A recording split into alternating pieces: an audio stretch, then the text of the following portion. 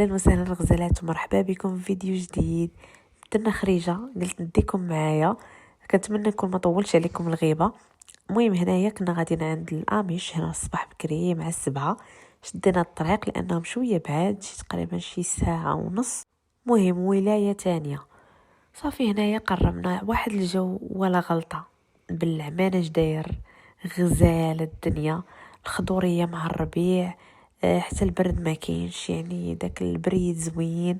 شوفوا هنا الحواله في الطريق، كاين الخيل، يعني واحد الجو. حنا عندنا هنا في كنتاكي صراحه غزال وبزاف الغابات. المهم هنا قربنا نوصلوا عند الاميش باش كيبان لك صافي ولا لا باش كيقولوا لهم الكوتشي.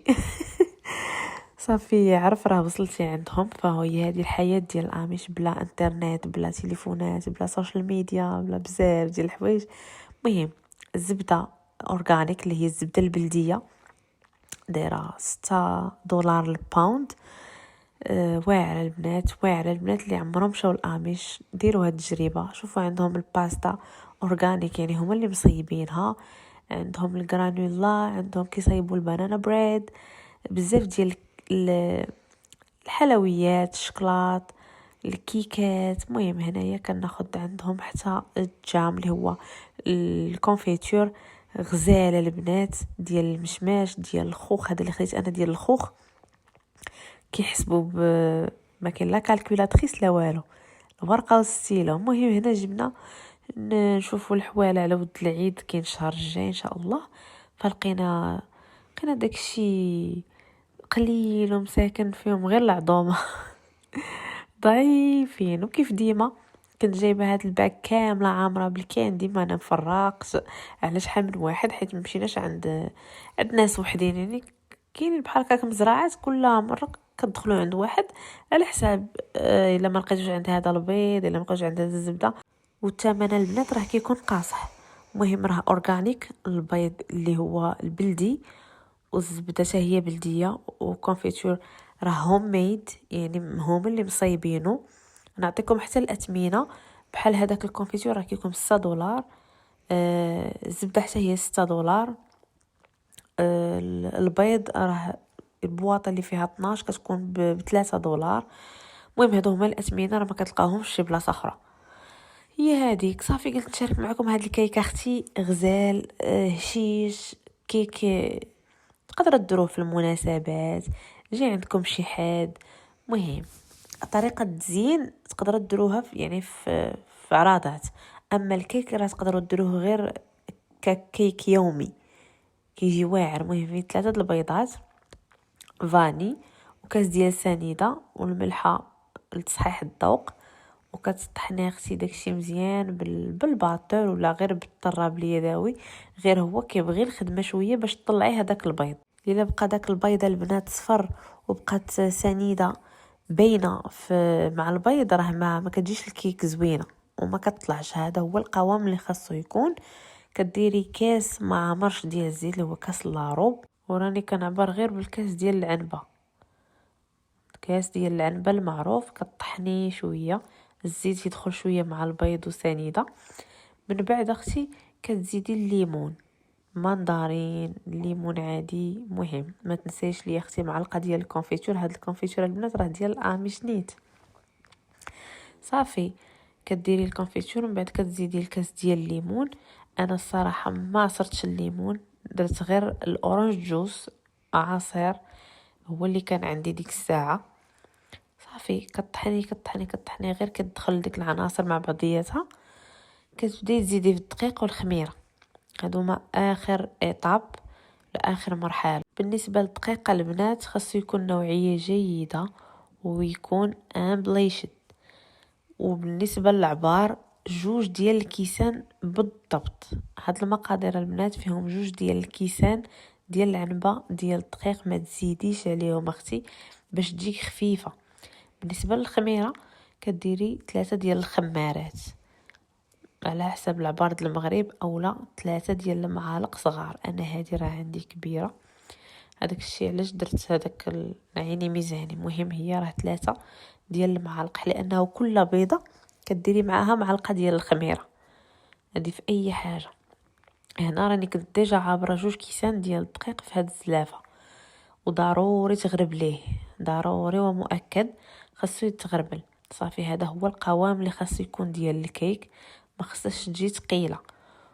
الدقيق الابيض هو اللي كيصرع كيكه. ما تقوليش لي اختي زيد هذاك الدقيق ديال القمح ولا الدقيق ديال شي حاجه اخرى. الدقيق الابيض هو اللي كيصرع كيكه، وهذا هو المول. كيقولوا ليه المول ديال بلاطو البيض ولا المول ديال الشهده، كلش كيقول لي في المغرب. هنا دهنته مزيان بالزبده ورشيته بالدقيق، رغم انهم قايلين انهم كيلصقش، ولكن اللي خاف نجا. انا دهنته ورشيته بالدقيق ودرت فيه الكيك ديالي. نتوما كتشوفوا كلشي على عينيكم، كلشي ايطاب باغ ايطاب. غادي ديجا نسخن الفران على 350 درجه. بنات امريكا اللي ما كيعرفوش الفران ديال هنايا 350 اختي هي 180 درجه. كتدخليه وكتخليه يطيب. انا ما كنديرش الحساب يعني المكانه، كنشم الريحه ديال الكيك صافي كنحل عليها. وكنخليها تحمر، ولا كنشعل عليها شويه من الفوق تحمر. غالبا ما كنشعلش عليها الفوق، كنخليها حتى كتحمر راسها، حيت فاش كيسخن صافي كيبقى الدور ديك الحراره في الفران كامل. صافي خرجت الكيك ديالي، ها نتوما كيف ما كتشوفوا قلبتها جات محمره كامله غزاله. شوفي كتبركي عليها كترجع بلاصتها، يعني الكيك ناجح. المولى البنات عاود غسلته باش ما يبقاش فيه البقايا ديال الكيك والدقيق، وعاود دهنته بالزبده مزيان مزيان. غنجيو دابا نصايبوا الكريمه